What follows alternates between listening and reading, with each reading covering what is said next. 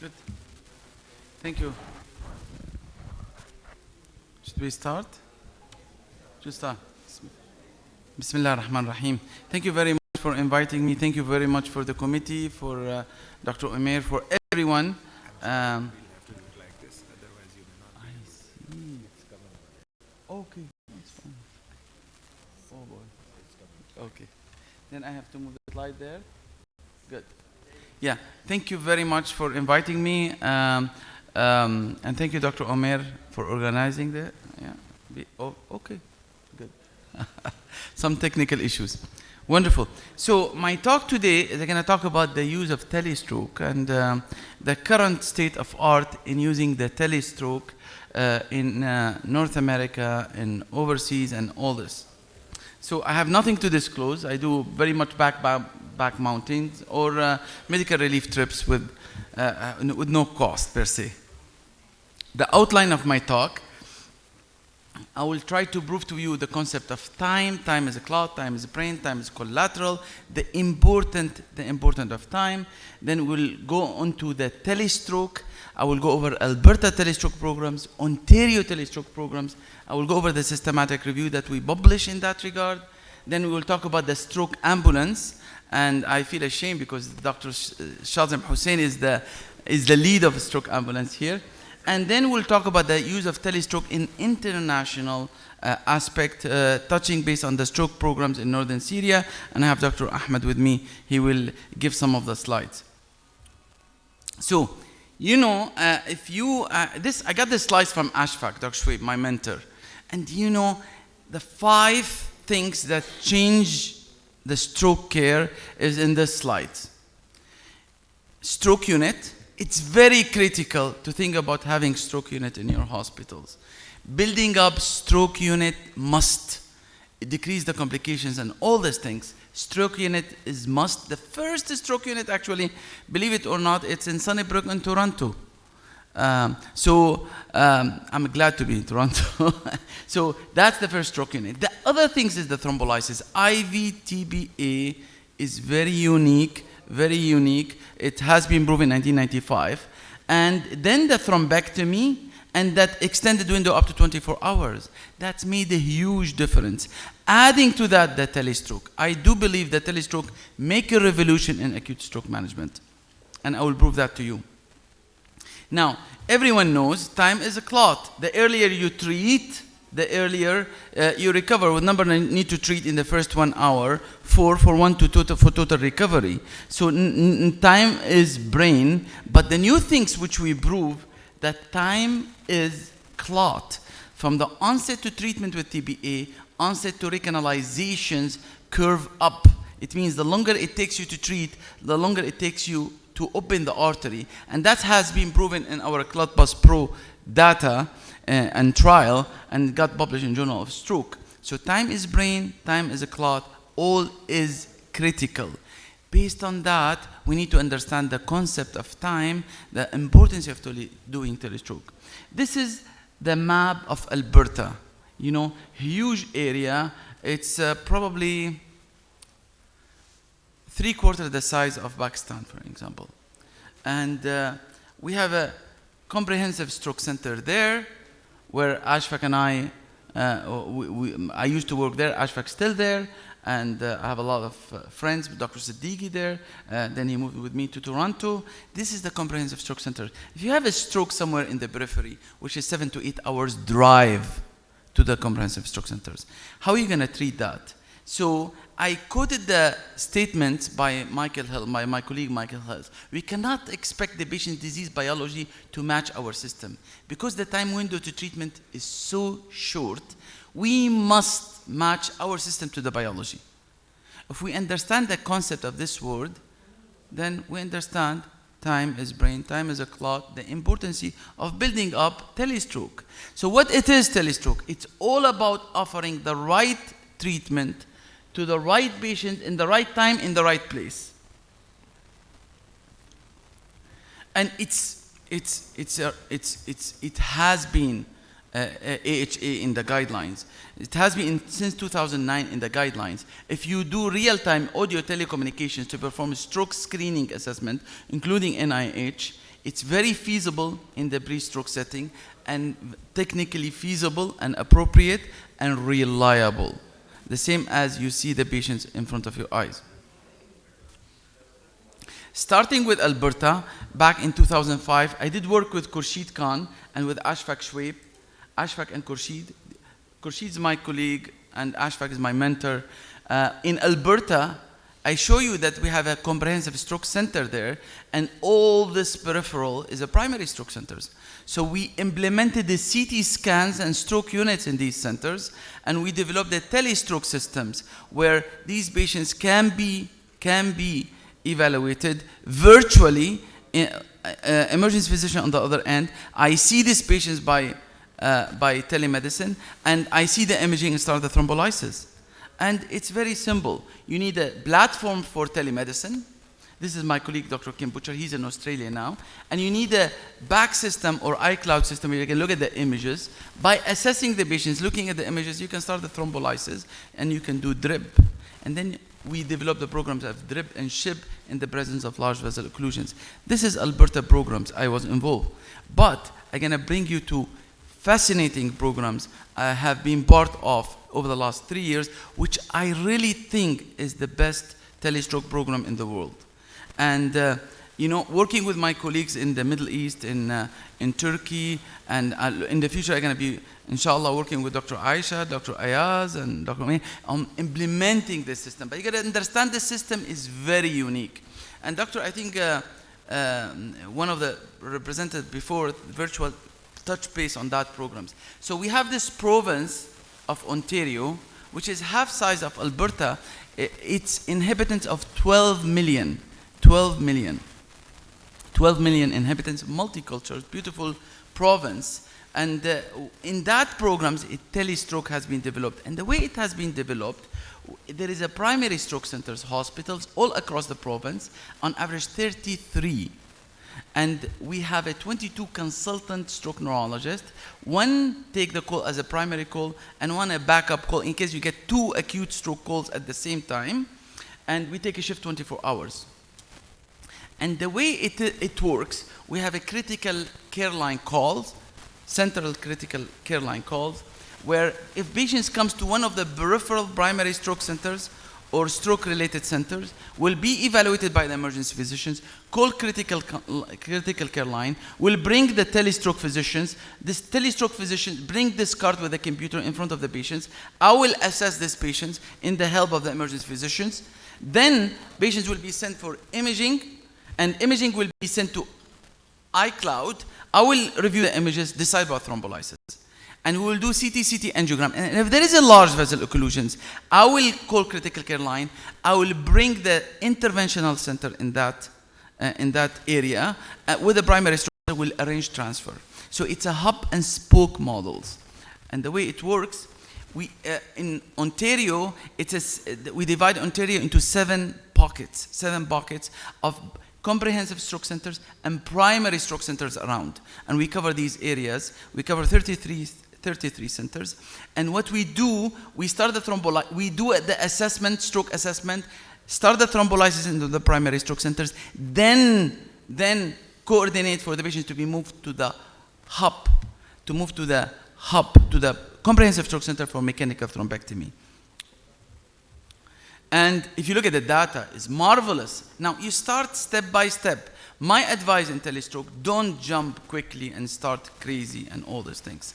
In Ontario in 2002, when I was doing my fellowship, when I just finished my fellowship, Ontario program started with 2 sites. In 2020, 31 sites of primary stroke centers. And now it's 34 sites. And you look at the number of consults, number of thrombolysis, how it's peaking up. So, and if you look at the data, up in all Ontario, and thanks to Frank Silver, he shared this data with me, 1 in every 4 patients, 1 in every 4 patients receive TBA through telestrokes. So 25% in Ontario patients receive thrombolysis through telestroke. At the same time, 76% of Ontario TBA sites rely on telestrokes. 1 in 10 patients receive TBA will be sent for EVT, mechanical thrombectomy. That to understand the importance of these programs in the province. And it's the way I always suggest, I always recommend to get this program supported by the government. Because this is a big programs. So really get it supported by the government is very critical. We did a meta-analysis. We asked the question, is telestroke more effective than conventional treatment for acute stroke? And actually, I have students. All what I do, I mentor them, guide them, and they get this meta-analysis done, and I review it with them. Ashfaq and I, we did that with Zakaria, my student. He just got published in International Journal of Stroke. He looked at over 1,300 of telestroke, of 1,300 of articles and abstracts and all these things. End up with 33 articles that use telestroke versus conventional treatment. And what we found, that if you look at the good outcome, modified ranking scale 0 to 2 at 90 days, there is really no difference between both. So it is safe, it is good to use, there is no difference. We do not expect telestroke to be better than traditional treatment. And the mortality is very much the same, so it is safe. And if you look at the symptomatic hemorrhage, it's very much the same between both treatments. I have to run because the time beaking. When I look at the critical time parameters, rate of thrombolysis, 30% versus 20%. 10% increased rate of thrombolysis by using telemedicine, which is very important. Now, the thrombectomy, less with telemedicine because you have a mothership. These patients need thrombectomy in a small area. You might end up bringing them directly to the comprehensive stroke center, then treat them in the periphery. One study looked at the rate of recanalizations, very much the same.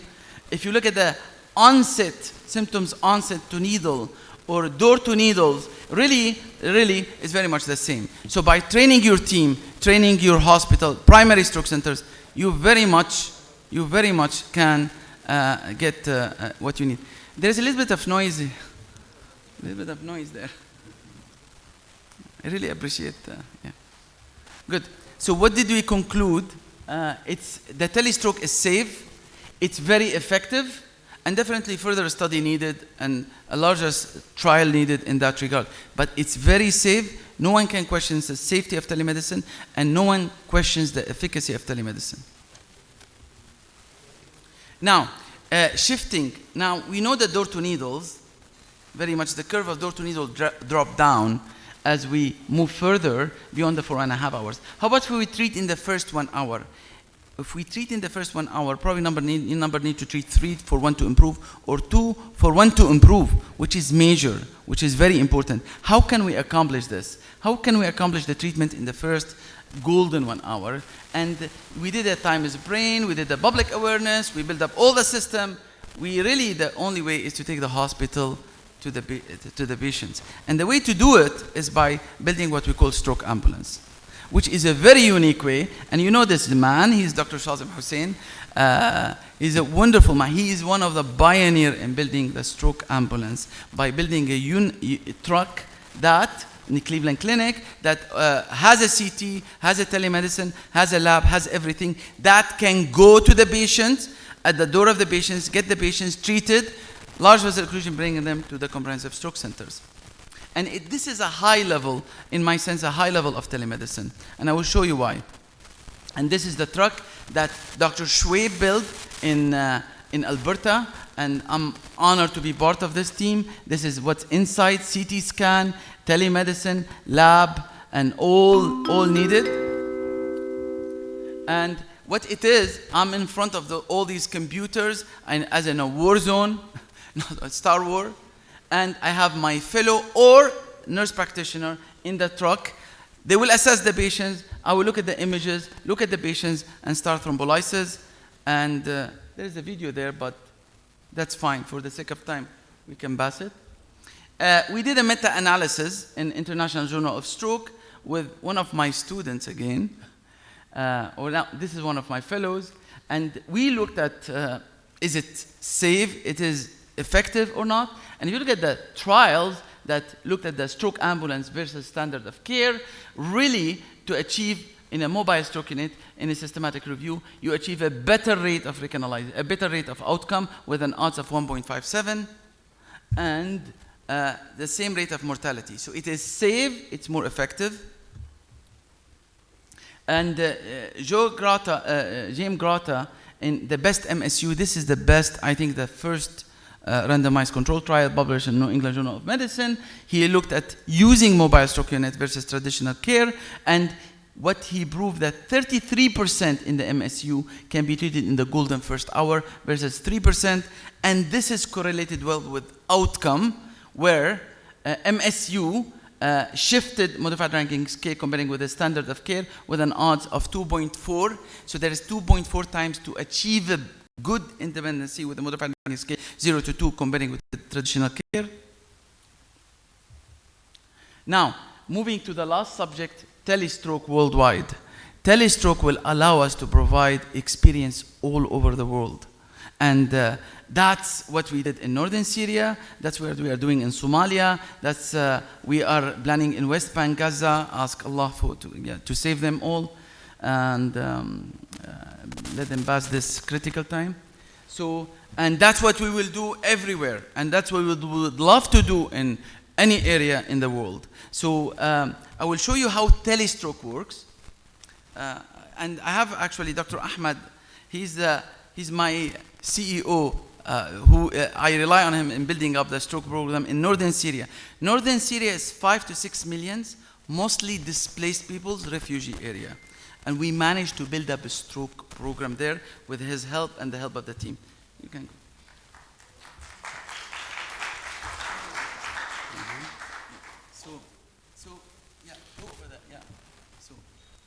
Assalamu alaikum. My name is Ahmed Mutlaq. I am working now in the stroke unit in North Syria. Everyone knows what's happened in our country, war and displacement. And this idea wasn't in our country, on our government. We start from 1 year, start with the clinic, routine clinic. Every day we have about 10 patients.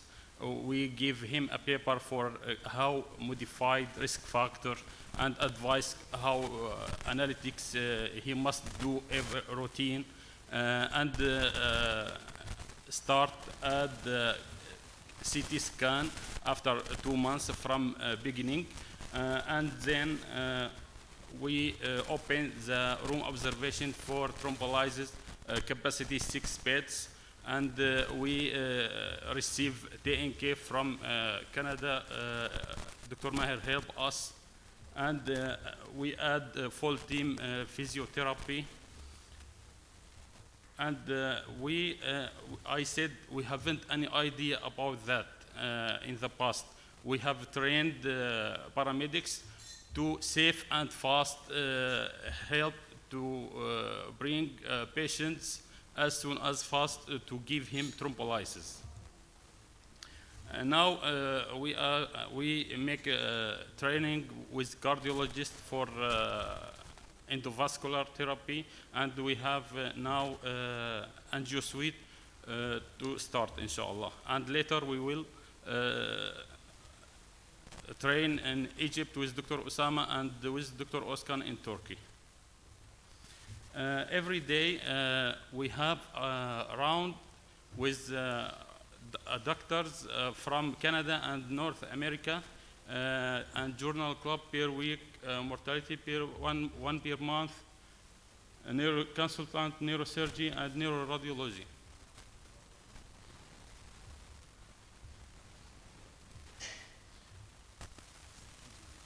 Every day we have around doctor from Canada or North America to assess patients in room observation, and we can call him for urgent cases.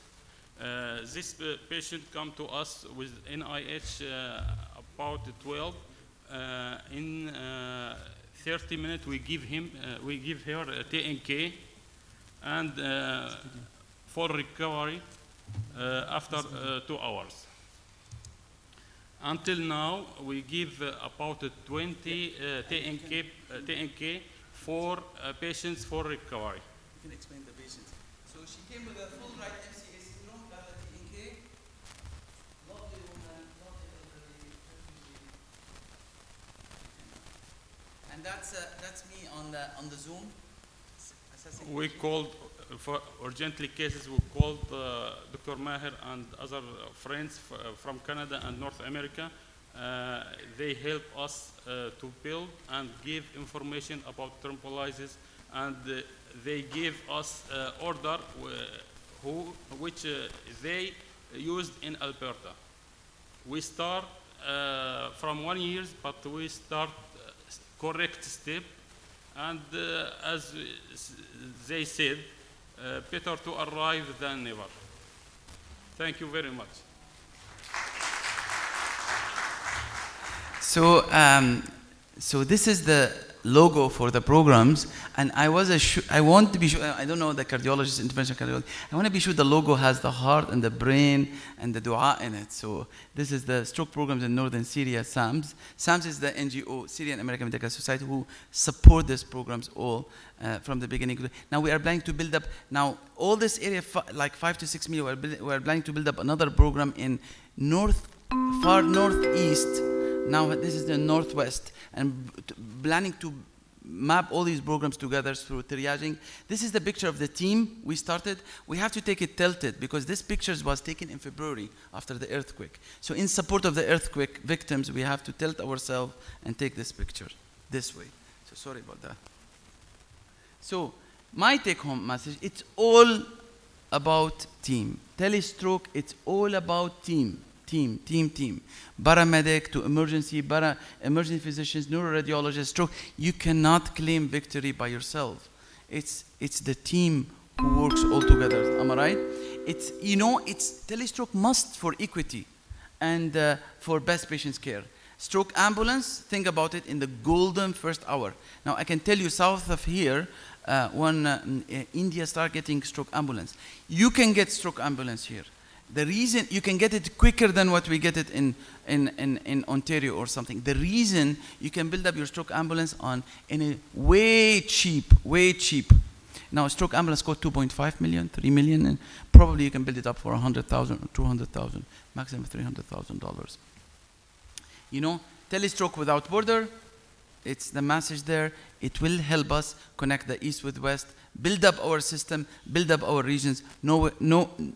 In any place. I always love this diagrams, and the paradigm of telestroke. We have to think about patients, care, and equity. Am I right? That's important. We have to think about our comfort. I'm not gonna be able to run crazy back. I wanna enjoy my family and provide the best care. Patient's comfort. Economy. It's good for the system, good for the community, good for the countries, and good for the physicians. And that's all what it is, telestroke. With that, I will finish with acknowledging the University of Toronto, University of Alberta, Weill Cornell, where I did my work, and I came to know Adnan Siddiqui, Trillium, GTS program, whom I'm honored to serve and help and lead them there. Mina Sino, great group. Thanks for Dr. Omer, Dr. Aisha, for everyone, Dr. Iqbal, everyone who makes this conference coming, and the Clotbus group, whom I do research, SAMS, and awesome NGOs. And this is the global team whom I have been loved to work with. This picture, we just took it a day before yesterday. We visit Peshawar, we visit Dr. Aisha Center. I'm so much impressed to see Dr. Aisha and Dr. Ayaz centers. They build up things on low resorts. And trust me, when you build it up on low resorts, it exists, it persists, and then when you add the resorts to it, you appreciate it more. With that, this is my fellows who got all awards all over the world. Everyone started his shop, his stroke unit and shop like somewhere. And this is the team whom we are working in, including Dr. Ahmed in northern Syria. I'm so much honored to mentor them. And these all over the world, everyone got award, and I'm so much proud of them. And you know, I will finish with this statement. Never doubt that small group of thoughtful, committed citizens can change the world. Indeed, it's the only thing that ever has. And that's what's the aim. So you need to come with a group of citizens who believe in goodness of their countries, of their land, and inshallah the things will work well. No matter how much resource you have or how much low resource you have. Don't worry about the resource. The resource will come after you have the good intentions. Thank you very much. This is in Alberta. This is in Alberta. Meant by establishing such a wonderful telescope center in the